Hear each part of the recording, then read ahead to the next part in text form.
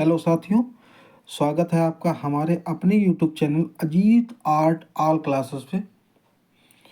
जैसा कि इससे पहले जो हमने सारी क्लासेस आपको हमने बता दी, हड़प्पा, मोहनजोदड़ो, कालीबंगा, रोपड़, बनावली, धौलावीरा, लोथल इत्यादि क्लासेस जो हमने आपको पढ़ाई हैं, वो सिंधु घाटी सभ्यता के अंतर्गत जो स्थल आते हैं, जो जो साक्ष्य मिले हैं, तो हमने आपको बता दिया था।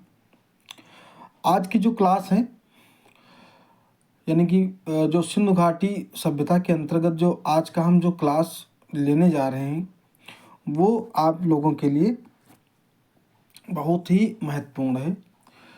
यहीं से ज़्यादातर बीए और एमए के जिन सेमेस्टरों में आपकी सिंधु घाटी सभ्यता का चैप्टर है, ज़्यादातर प्रश्न यहीं से पूछे जाते हैं और यहीं से ज़्यादातर कंटेंट उठाते हैं, जिनका पूरा ज्ञान आपको देना है, जिससे कहीं भी आपका कुछ छूटे ना। और हाँ, हालांकि टीजीटी आर्ट के लिए तो बहुत ही ज़्यादा महत्वपूर्ण है। ठीक है, तो आज की जो आपका ये जो विषय है, यानी आपका जो आज हम चैप्टर लेकर के आए हैं, उसका नाम है सैंधवकालीन महत्वपूर्ण साक्ष्य। ठीक है, सैंधवकालीन महत्वपूर्ण साक्ष्य। अब पूरे सिंधु घाटी सभ्यता के अंतर्गत जितने भी स्थल हैं आपके, जो भी हड़प्पा हो, चाहे मोहनजोदड़ो हो, चाहे कालीबंगा हो, चाहे लोथल हो, चाहे धौलावीरा इत्यादि जितने भी स्थल हैं, उन सभी स्थलों के अंतर्गत जितनी चीज़ें आपकी महत्वपूर्ण साक्ष्य के रूप में मिली हुई हैं, ठीक है, उनके बारे में आपको बताएंगे। और ये जो हम साक्ष्य हम बताने जा रहे हैं, ये आपके आगामी परीक्षा, चाहे टीजीटी की हो, चाहे बीए की हो, ठीक है, चाहे एमए की हो, ठीक है, उन लोगों के लिए ये बहुत ही महत्वपूर्ण है। तो इसको नोट जरूर कर लीजिएगा, क्योंकि बहुत ही हम बुक्स से ये कंटेंट हम बनाए हैं आप लोगों के लिए, बहुत ही मेहनत करके। तो कोशिश यही रहेगी कि आपको हर चीज़ समझ में आ जाए, इस तरीके से हमने कंटेंट बनाया है। तो आइए हम देखते हैं इस चैप्टर का पहला पॉइंट क्या है। ठीक है, तो पहला पॉइंट आपका लिखा हुआ है, इस सभ्यता से कुल 18 प्रतिमाएं मिली हैं, जिसमें सर्वाधिक नारी प्रतिमाएं हैं। ये जरूर याद रखिएगा कि सैंधवकालीन सभ्यता है, यानी कि सिंधु घाटी सभ्यता जो है, इस सभ्यता से 18 प्रतिमाएं मिली हैं। ठीक है, और ये भी याद रखिएगा कि इसमें सबसे ज़्यादा जो हैं वो किसकी प्रतिमाएं हैं, वो नारी की प्रतिमाएं मिली हुई हैं। ठीक है, दूसरा पॉइंट हम देख लेते हैं। यहाँ पे लिखा हुआ है कि इन प्रतिमाओं में पुजारी की प्रतिमा प्रमुख रही है। हमने बताया था इससे पहले कि जो स्थल हमारे मिले हड़प्पा मोहनजोदड़ो के अंतर्गत, उसमें हमने को बताया था कि वहाँ से पुजारी की प्रतिमा प्राप्त हुई है। जो पिछली क्लास है उसमें देख लीजिएगा, हमने आपको बताया था कि पुजारी की प्रतिमा बहुत ही सर्वश्रेष्ठ है। ये परीक्षा में भी, टीजीटी में भी पूछा जाता है और आपके बीए एमए में भी क्वेश्चन आ जाता है कभी कभी। ठीक है, तो इस चीज़ का ज़रूर ध्यान रखना कि इससे पिछली वाली जो क्लास ली है उसको ज़रूर एक बार रिपीट करके देख लीजिएगा या नोट कर लीजिएगा कहीं। ठीक है, अगला पॉइंट हम देख लेते हैं। अगला पॉइंट लिखा हुआ है 3 नंबर पे, यहाँ से लगभग 1200 से 2000 मोहरे प्राप्त हैं। अब मोहरे सभी लोग जानते हो, सुने होंगे कि सोने की मोहरे, चांदी की मोहरे, लेकिन उस समय क्या था, ये अलग तरीके की मोहरे सिंधु घाटी में चलती थी। हमने आपको बताया था स्टेटाइल, ठीक है, या आपकी सावनी पत्थर, ठीक है, स्टेटाइट, सावनी पत्थर या सेलकड़ी पत्थर या घिसा हुआ पत्थर इत्यादि जो मोहरे थी ज़्यादातर मिली हुई हैं।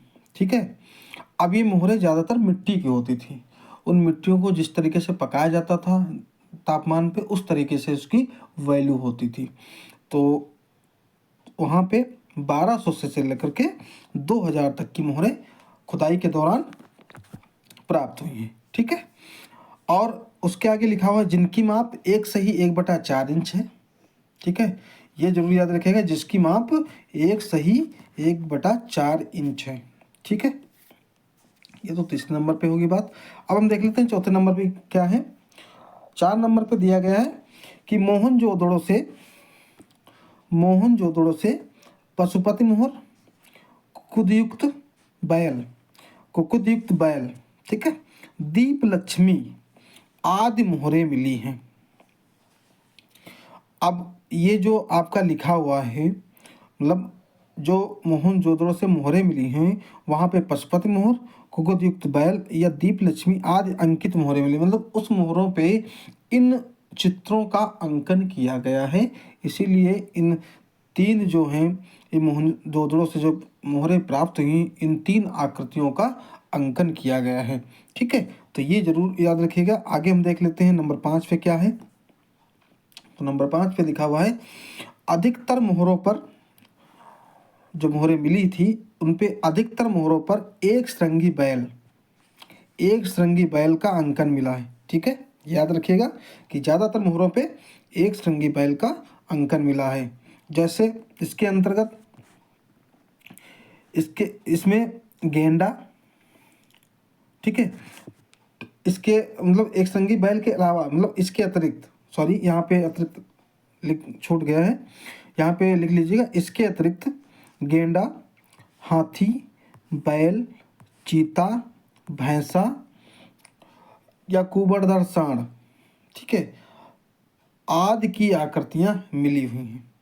जो मोहरें बनी हैं वहाँ पे कुकुदयुक्त बैल, दीप लक्ष्मी आदि मोहरे पर जो आकृतियाँ अंकित तो ही हैं, लेकिन इसके अतिरिक्त जो हैं एक श्रृंगी बैल, गेंडा, हाथी, बैल, चीता, भैंसा और कुबड़दार सांड इत्यादि की जो आकृतियाँ हैं वो मिलती हैं। ठीक है, तो ये नंबर 5 में क्लियर कर दिया गया कि सिंधु घाटी सभ्यता के अंतर्गत जितनी भी मोहरें मिली हैं, इन आकृतियों का अंकन किया गया है। ठीक है, आगे नंबर हम 6 पर देख लेते हैं। लिखा हुआ है 1500 ईसा पूर्व के लगभग महाराष्ट्र के दैमाबाद से कांसे की ढली हुई बैलगाड़ी प्राप्त हुई है। ठीक है, अभी तक तो आपको हम जितनी भी धातुएं बताए हैं, जो भी औजार मिले वो तांबे के मिले।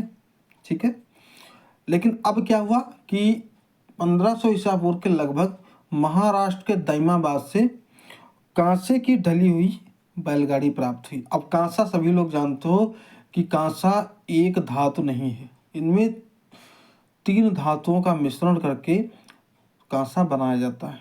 जैसे हमारा 90% क्या होता है, तांबा होता है। ठीक है, और आपकी टिन और जस्ता, इन 3 धातुओं को मिलाकर के 7 और 3 यानी कि 90-7-3, जस्ता 3% और 7% टिन, इन 3 धातुओं को मिलाकर के तब जाके आपका कांसा बनता है। ठीक है, तो ये जरूर याद रखिएगा, कांसा 3 धातुओं से मिलकर बनता है, तांबा, जस्ता, टिन। ठीक है, ये तो ढली हुई जो बैलगाड़ी प्राप्त हुई है आपके 1500 ईसा पूर्व के लगभग महाराष्ट्र के दैमाबाद से, वो कांसे की ढली हुई बैलगाड़ी प्राप्त हुई है। ठीक है, ये आपका क्लियर हो गया नंबर 6। अब हम देख लेते हैं नंबर 7 पे। लिखा हुआ है सिंधवासी मातृ देवी व पशुपति दोनों की पूजा करते थे। जो उस समय सिंधु घाटी सभ्यता के लोग थे, उस समय मातृ देवी व पशुपति दोनों की पूजा करते थे। इसमें कोई बहुत बड़ी बात नहीं, इन दोनों देवताओं को सिर्फ मानते थे, एक देवी और एक देवता। ठीक है, आगे हम देख लेते हैं नंबर 8 पे। नंबर 8 पे देखते हैं, लिखा हुआ स्त्री के गर्भ से निकलता हुआ पौधा। अब ये चित्र मिला हुआ है। ठीक है, स्त्री के गर्भ से निकलता हुआ पौधा, यहाँ से हो गया के लिख लेना, स्त्री के गर्भ से निकलता हुआ पौधा। ठीक है, इसे उर्वरता का प्रतीक माना गया, इसे उर्वरता का प्रतीक माना गया, जो हड़प्पा से मिला हुआ है। हड़प्पा हमने जो आपको स्थल बताया था, उसके अंतर्गत जो है एक स्त्री के गर्भ से निकलता हुआ पौधा, जिसे उर्वरता का प्रतीक माना है, वो हड़प्पा से मिला हुआ है। ठीक है, नंबर 9 पे हम देख लेते हैं। 9 पे कि यहाँ पे और क्या साक्ष्य मिले। तो सिंधवासी चिनाई में यल आकार की ईंटों का प्रयोग करते थे। देखिए उस समय जो सिंधु घाटी सभ्यता के लोग थे, जो मकान का निर्माण कराते थे तो यल आकार की ईंटों का निर्माण कराते, क्योंकि उसमें सीमेंट और इत्यादि जो चीज़ें आज आपके वर्तमान समय में मिल रही हैं, सीमेंट हो चाहे मोरंग हो चाहे बालू हो, और बहुत सारी चीज़ें ऐसी हैं जिसको ज्वाइन करके वो लोग जोड़ सकते हैं। लेकिन उस समय क्या था, आज से बहुत साल यानी 2700 ईसा पूर्व की पहले की बात है, 3000 समथिंग, तो उस समय इन चीज़ों का प्रचलन नहीं था, न तो किसी को ज्ञान था। तो उस समय यल आकार की ईंटें जो थी उसको फसाव से लोग उसका निर्माण करते थे, ठीक है। इसलिए उसमें चिनाई में यल आकार की ईंटों का प्रयोग करते थे, जिससे कि एक दूसरे की ईंटें जो हैं एक दूसरे से फंसी रहें और हमारा जो उनका जो मकान होता था वो फंसा रहता था, उसकी दीवारें और उसकी छतें कभी गिरती नहीं थी, ठीक है। इसलिए यल आकार की ईंटों का प्रयोग करते थे। आगे हम देख लेते हैं, जो जलोढ़ मिट्टी से बनी हुई थी या बनाई जाती थी, ठीक है, जो जलोढ़ मिट्टी से बनाई जाती थी, याद रखिएगा। अब आगे हम देख लेते हैं, यहाँ पे आगे देख लेते हैं, नंबर 10 पे लिखा हुआ है, मन के बनाने का कारखाना चन्हू दड़ों से मिला है। जहाँ पे हमने बताया था कि सौंदर्य प्रसाधन के जितने भी साक्ष्य हैं वो चन्हू दड़े से ही मिले गए, यानी कि जो लिपस्टिक, चूड़ियाँ, जो भी चीज़ें हैं, ज़्यादातर सौंदर्य की जो चीज़ें हैं, जो स्त्रियों के सौंदर्य की चीज़ें मिली हैं, वो सब चन्हू दड़ों से ही प्राप्त हुई हैं। तो वहाँ मन के बनाने का कारखाना भी प्राप्त हुआ है, ठीक है। आगे हम देख लेते हैं नंबर 11 पे। नंबर 11 पे लिखा हुआ है यहाँ पे, धान की भूसी, धान सभी लोग जानते, धान की भूसी के साक्ष्य सिंधु सभ्यता में लोथल व रंगपुर से मिले हुए हैं। जो धान के भूसी के साक्ष्य हैं वो लोथल व रंगपुर से मिले हैं, ये जरूर याद रखिएगा। ये बहुत ही इंपॉर्टेंट, बहुत ही महत्वपूर्ण ऑप्शन पॉइंट आपके लोगों के लिए नोट कर लीजिएगा कि धान की भूसी के जो साक्ष्य हैं वो लोथल व रंगपुर से मिले हैं। आगे हम देखते हैं नंबर 12 पे, ठीक है। नंबर 12 पे देखते हैं, हड़प्पा से प्राप्त सभी ईंटों की माप। जो हड़प्पा हमारा स्थल था, जिसको हमने बताया था शुरुआती स्थल पे कि सिंधु घाटी सभ्यता के अंतर्गत जो प्रमुख नगर था आपका हड़प्पा, उसके बाद मोहनजोदड़ो था, लेकिन हड़प्पा से जो प्राप्त ईंटों की माप है उसकी माप हम देख लेते हैं। लिखी हुई 27.94 गुणे 13.97 गुणे 6.35 सेंटीमीटर है, ठीक है। तो ये हड़प्पा से प्राप्त सभी ईंटों की माप है। ये 27.94 गुणे 13.97 गुणे 6.35 सेंटीमीटर है, ये जरूर याद रखिएगा, ठीक है, नोट कर लीजिएगा। आगे हम देखते हैं 13 नंबर पे हम देखते हैं, घोड़ों की अस्थियां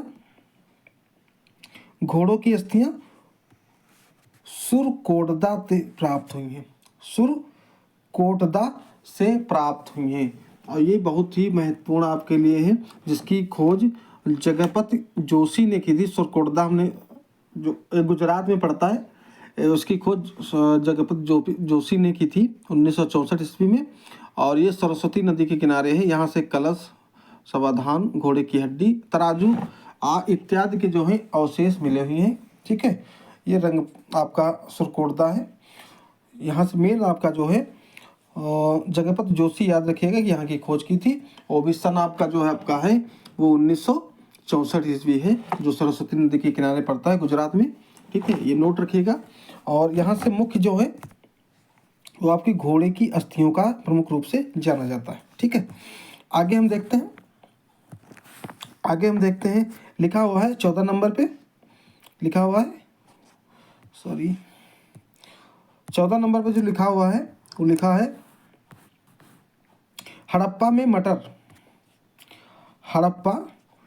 मटर, तिल, गेहूं, जौ, कपास, चावल आदि फसलों को उगाना जानते थे। कहने का मतलब ये है कि जो हड़प्पा वासी थे, ठीक है, उनको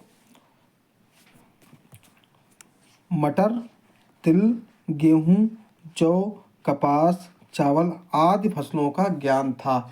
इसलिए उस समय जो था इन फसलों का उगाना जानते थे, कैसे उगाई जाती है, किन मौसम में उगाई जाएगी। अब ऐसा ज़रूरी नहीं है कि हम चावल जो हैं वो अब जाड़ों में उगाने लगे, तो उनको मौसम के हिसाब से उनको फसलों का ज्ञान था कि किस मौसम में कौन सी फसल उगानी है। ठीक है, तो ये हड़प्पा वासी जो थे उनको ये सारी चीज़ें पता थी। आगे हम देख लेते हैं लास्ट पॉइंट 15 नंबर पे लिखा हुआ है, सिंध वासियों को लोहा धातु को छोड़कर अन्य सभी धातुओं का ज्ञान था। हमने अभी इससे पहले आप लोगों को उल्लेख कर दिया है कि जो सिंधवासी थे उनको लोहे का ज्ञान नहीं था। ठीक है, क्योंकि इसीलिए इसके जो लोहे का ज्ञान हुआ उसको एक अलग युग के रूप में देखा गया, उसको लौह युग कहा गया। ठीक है, उस समय लोहे का ज्ञान नहीं था, इसलिए लोहे की धातु जो है किसी भी औजार, किसी भी मोहर, किसी भी खिलौने में प्रयुक्त नहीं किया गया था। अन्य धातुओं का उपयोग ज़्यादातर किया गया, जैसे कांसा, तांबा, ठीक है, इत्यादि धातुओं को, कापर है आपका, टिन है, इत्यादि धातुओं को मिला करके वहाँ की चीज़ों को बनाया गया था। तो ये आपकी सैंधवकालीन महत्वपूर्ण साक्ष्य थे, बहुत ही महत्वपूर्ण साक्ष्य हैं। इनको एक बार अवश्य ज़रूर रिपीट कर लीजिएगा। अगर आपको समझ में नहीं आ रहा है तो कमेंट बॉक्स में कमेंट जरूर करिएगा कि आप लोगों को कुछ ना समझ में आया हो, कि इसके अलावा कुछ अतिरिक्त आप लोगों को जानकारी लेनी है तो कमेंट बॉक्स में कमेंट जरूर करिएगा। ठीक है, और आने वाली नई क्लास जो आप लोगों के लिए वो नया टॉपिक होगा, आपके लिए नया चैप्टर होगा। और ज़्यादा से ज़्यादा लोगों को ये वीडियो शेयर करिए और इस सैंधवकालीन महत्वपूर्ण साक्ष्य के क्लास को एक एक पॉइंट को नोट कर लीजिएगा। ये आप बीए में हो, चाहे एमए में हो, चाहे टीजीटी आर्ट की तैयारी कर रहे हो, सभी लोगों के लिए महत्वपूर्ण क्लास है। ठीक है, तो हमें उम्मीद है कि आप लोगों को समझ में आया होगा। बाकी किसी को अगर कोई भी डाउट हो तो कमेंट बॉक्स में कमेंट जरूर करिएगा। ठीक है, और लोगों को ज़्यादा से ज़्यादा अपने सहपाठी, अपने जो तैयारी कर रहे हैं उनको, फ्रेंड को या ग्रुप सर्कल में जो भी हो उनको वीडियो शेयर करिए और ज़्यादा से ज़्यादा जुड़वाइए। ठीक है, वीडियो को लाइक कमेंट जरूर करिएगा। ठीक है, तब तक के लिए आप सभी को राधे राधे।